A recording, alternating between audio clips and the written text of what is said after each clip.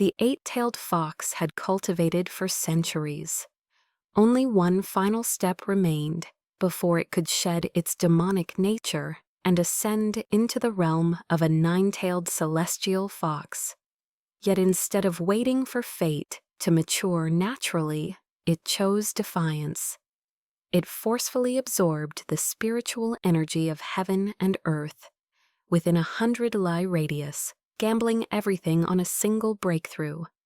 At the very moment its power reached its peak, the will of heaven descended. 9 bolts of heavenly lightning tore through the sky, crashing down upon the fox's body. Blood soaked the earth as its cultivation shattered. This was not merely punishment, it was judgment. The heavenly Tao refused to acknowledge a path built on stolen fate. Gravely wounded but not yet dead, the fox feigned death, concealing its presence until the lightning dispersed. Dragging its broken body through the night, it sought out a renowned feng shui master in a nearby village. One glance was enough for the old man to understand. This was a demon suffering backlash from the heavenly Tao. If he intervened recklessly, his entire family would be destroyed.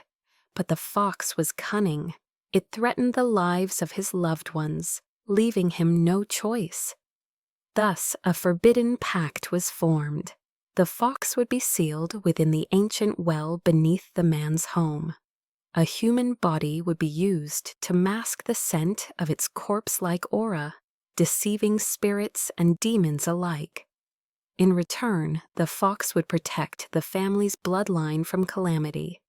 From that moment on, human fate and demonic destiny became irrevocably bound. Half a year later, on a night when thunder split the heavens once more, a child was born. The infant's skin was deathly pale, its breathing barely detectable. On its back lay a strange birthmark, clearly shaped like a coffin. One look was enough for the grandfather's face to turn ashen. This child was born with a yang body but a yin destiny, a life that did not truly belong to the mortal world. Without intervention, the child would not survive the night. In desperation, the old man retrieved a jar of fresh blood that carried a faint, unnatural fragrance. It was the blood of the sealed fox immortal. The newborn drank it greedily, color slowly returning to its face. Its life was saved, but nothing is gained without cost.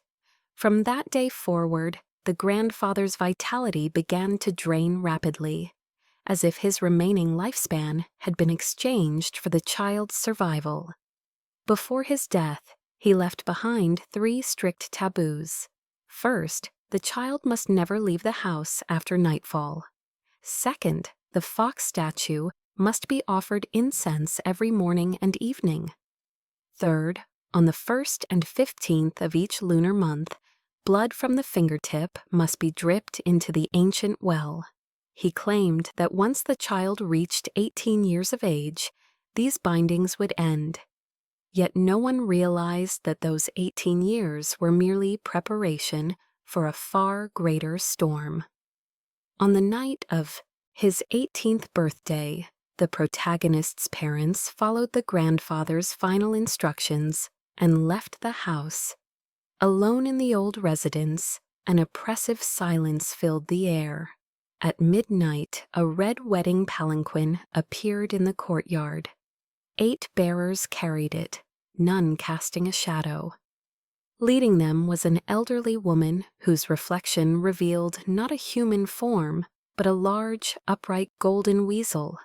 They announced themselves as envoys of the Wang clan, here to escort the fox immortal to her wedding. The truth was finally revealed. For 18 years, the protagonist's blood had been used to suppress the scent of the fox immortal's corpse-like body, preventing spirits from sensing her presence. Now that the binding period had ended, the Huang clan intended to force her into marriage, seize her pure yin body, and use it to extend their lifespan and dominate the other immortal clans. As the conflict reached its peak, iron chains suddenly shot out from the ancient well, wrapping around the protagonist's waist and dragging him down into the darkness below. In that moment, as consciousness faded, he understood one thing clearly. The Fox Immortal had chosen to intervene. The protagonist awoke inside a desolate burial cave. Beside him stood a blackened coffin bound by heavy chains. In a dream, the Fox Immortal appeared and issued a new pact. He must guard the coffin for 9 days, allowing nothing to approach it. This would settle the debt of his borrowed life. His blood continued to suppress the spreading aura, but each passing day drew more dangerous entities, wandering spirits, feral demons, and lesser immortals, gathered in the shadows, drawn by the scent of death. During one confrontation, he encountered Huang Bibi, the Huang clan's heir. Rather than killing him, the protagonist captured him alive, using him as leverage. Through this, he uncovered the full scope of the clan's ambitions and the brewing war between immortal families. The Huang clan allied with the Liu clan, launching a direct assault on the territory of the Fox clan. Immortal warfare erupted, saturating the mountains with demonic energy and killing intent. At the most critical moment, Fox's third grandmother descended upon the battlefield, suppressing the chaos with her overwhelming cultivation. Shortly thereafter, the Fox Immortal herself awakened fully, revealing her 9-tailed form. With absolute authority, she crushed the ambitions of both the Wang and Liu clans, forcing their retreat and leaving them in ruin.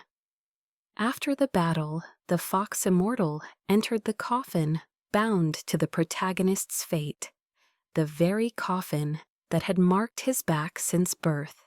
From that moment on, he was acknowledged as one of the Fox clan's own. Granted their protection and guidance, he began cultivating formally, stepping into the hidden world of feng shui masters and immortal clans. Huang Bibi surrendered and became an unwilling ally. A new path unfolded before him: cultivation, post-war vendettas, and a future where humans and immortals walk side by side under the ever-watchful gaze of the heavenly Tao.